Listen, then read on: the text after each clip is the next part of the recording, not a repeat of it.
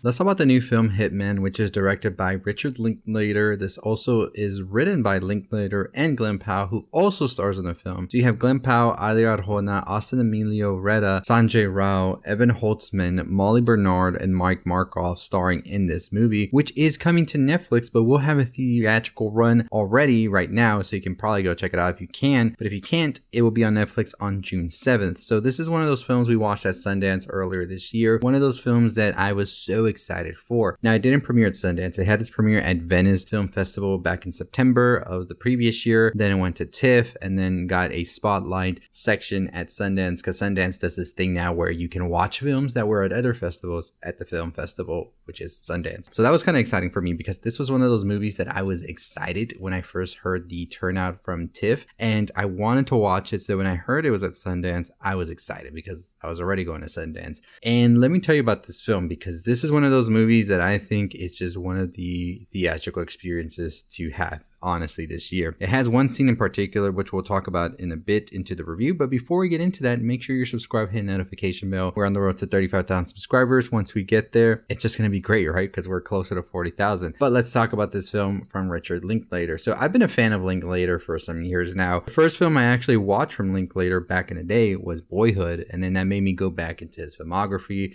and I've been excited ever since. The Before series definitely has to be my favorite from him. But Glen Powell is in this as a leading man, and this is the movie that you see to know why Glen Powell will probably be a leading man for many, many years, because this film has both action, romance, and comedy interweaving so perfectly. Let's start off with the romance, because the chemistry between Glen Powell and Adria Arjona in this film is felt so much. Honestly, it is off the charts at times, some of the steamiest scenes you can see. And I think the way that Linklater really has this relationship develop in the best way possible is through dialogue, and the dialogue alone is just one of the best highlights of the film. These characters feel very much so like their own person. I'm not saying that the whole cast feels like their own person, because some of the cast in here, they do get their one-liners and everything, and they can feel hollow at times, but for sure the two leads here really have a time to develop themselves as these very complicated individuals, which means they feel real and human, which I always love to see in films when they do that. Now, I understand it can take a lot to do that for everybody around, but at the same time, it was kind of the thing about the film that I wasn't really vibing with, was that it kind of felt a bit flat when it came to everybody else, where everybody just felt like these cutouts,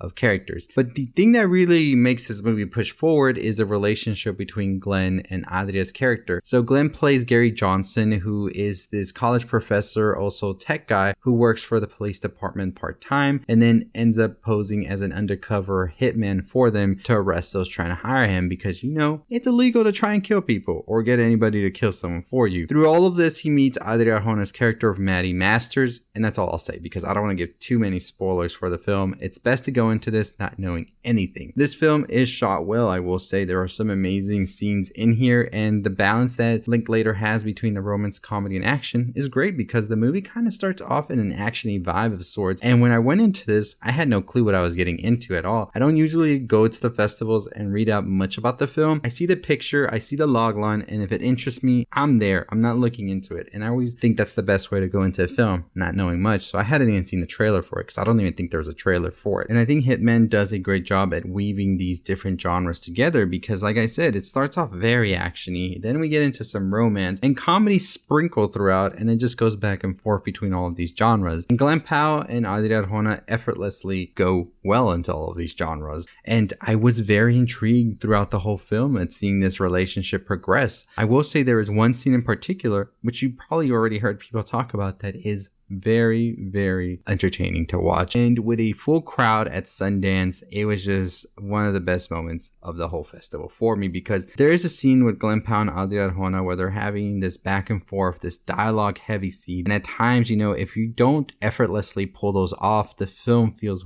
weighted, and there is this moment or sense where you're just like, when is this going to end? But this scene in particular, you didn't want it to end. They were so well with their delivery here, and the dialogue was written so snappy, so well, and it just made you more intrigued to keep watching. And it was just a delight to watch with the full crowd because everybody was laughing. People were so entertained. It is just one of those movie magic moments. So I think that everybody's going to be talking about it once it comes out, and it just showcases what Glen Powell can do, but also Adria Arjona. So like I said, this film has that action feel to it, and I think Glen Powell really showcases how well they will fit into an action film, which we will actually be seeing Glen Powell later this summer in Twister. So kind of exciting that we get a little sneak peek with Hitman. But the film is currently in theaters, will be coming to streaming though on June 7th, so you kind of have like 2 weeks to go watch it in theaters. Does this film need to be watched in theaters? It's okay if you don't watch it in theaters. I understand things are money's tight sometimes, you know, that's perfectly fine. I still think the film is enjoyable whether you watch it at home or in the theater. I think that this is definitely one of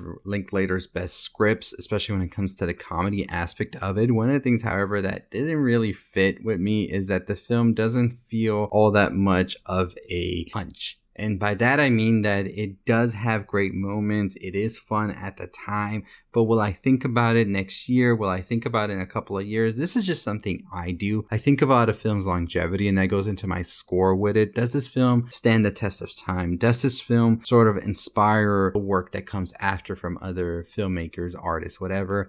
And to me, this film just didn't hit that quota right there. It definitely is a fun and really great time at the theater, or if you're watching it for a movie night, but I just don't think compared to other Linklater works that it has that sort of punch. And I will say that it does try to get into this philosophical moments at times with the film, with the main character as well, but I just don't think Linklater really hits it like he's done in other films like Boyhood or like the Before series.